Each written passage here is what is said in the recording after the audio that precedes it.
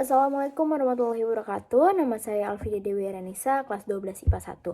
Untuk ujian praktek bahasa Indonesia, saya akan mengambil resensi film dan filmnya adalah 99 Nama Cinta. Film yang bergenre romantis religi ini menceritakan seorang perempuan bernama Thalia yang bekerja sebagai produser. Itu hidupnya berubah 180 derajat ketika bertemu seorang laki-laki yang bernama Kiblat.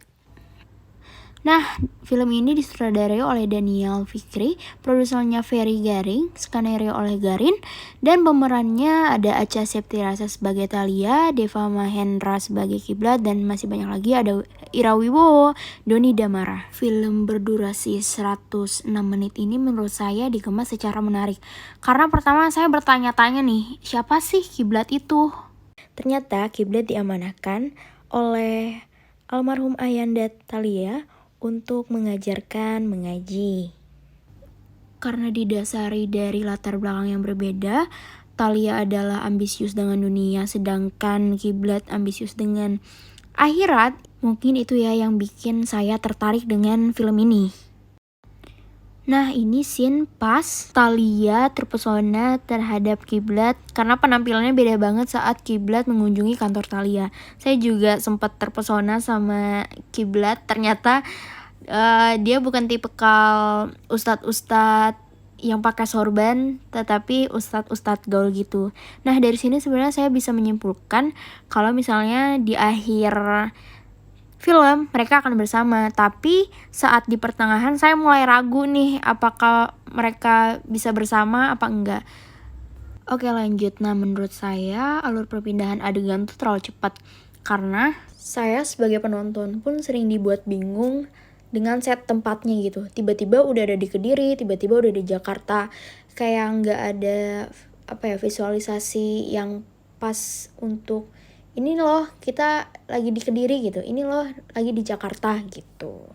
Tapi di samping itu saya tuh kagum banget sama acting para pemain film 99 Nama Cinta karena actingnya tuh sangat asli gitu. Jadi saya tidak melihat mereka sebagai aktor, tapi saya melihat para pemainnya tuh benar-benar pemain di 99 Nama Cinta gitu. Saya melihatnya sebagai Thalia, bukan Acha gitu.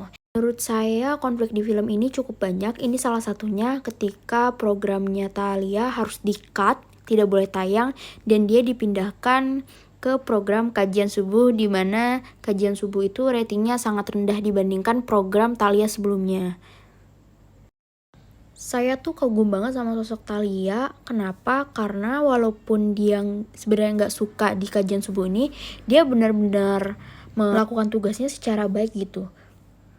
Nah, nggak hanya Thalia aja, aku juga kagum sama anak buahnya Thalia yang namanya Malnuk. Itu dia selalu memberikan ide-ide cemerlang agar program yang sekarang Thalia pegang tuh ratingnya tinggi. Dan itu membuat Thalia yang tadinya putus asa menjadi semangat lagi nih untuk mencapai rating tinggi. Jadi walaupun anak buah Thalia ini bukan pemeran utama, tapi menurut saya dikaji dengan baik gitu. Pokoknya program Thalia tuh ratingnya bakalan tinggi karena kehadiran Kiblat di programnya. Awalnya sih Thalia nggak mau nih, tapi karena keharusan kerja akhirnya Thalia membujuk Kiblat. Awalnya Kiblat juga nggak mau untuk menjadi narasumber di programnya Thalia. Tapi udah ketebak banget sih sama saya, si Kiblat bakalan mau menjadi narasumber di program Thalia. Dan itu membuat ratingnya sangat melonjak. Nah, ini pesan yang tersirat juga kayak kekompakan Thalia dalam tim itu sangat membangun dalam keberhasilan program tersebut. Nah, ini konflik selanjutnya yaitu ada gosip terhadap dia Husna, Kiblat, dan Thalia. Katanya sih dia terlibat cinta segitiga, padahal gak sama sekali. Di situ pun Thalia merasa cemas kalau misalnya Husna dan Kiblat bakalan marah. Nah, kebetulan besoknya pas episode, Husna sama Kiblat nggak datang di acara. Thalia sudah berpikiran buruk bahwa Kiblat dan Husna marah karena berita yang beredar. Tapi kenyataannya tidak begitu. Jadi di sini film mengajarkan bahwa kita tidak boleh menyimpulkan segala sesuatu dengan cepat. Kita harus melihat situasi dulu seperti apa. Dan ternyata di pesantren itu sudah ada pengungsian karena ada korban-korban banjir. Dan di situ Thalia merasa bersalah telah memikirkan bahwa Kiblat Husna marah kepadanya.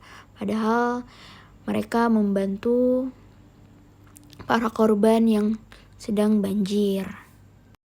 Setelah itu acara dipindahkan ke pesantren. Pokoknya semuanya berjalan lancar dan akhirnya juga Kiblat dan Thalia bersama. Ini film saya rekomendasikan karena banyak banget pesan-pesan yang tergandung dalam film ini, terutama menurut saya ya.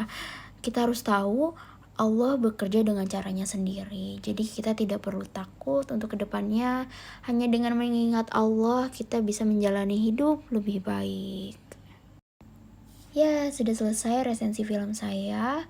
Mohon maaf jika ada kesalahan dalam berkata. Wassalamualaikum warahmatullahi wabarakatuh.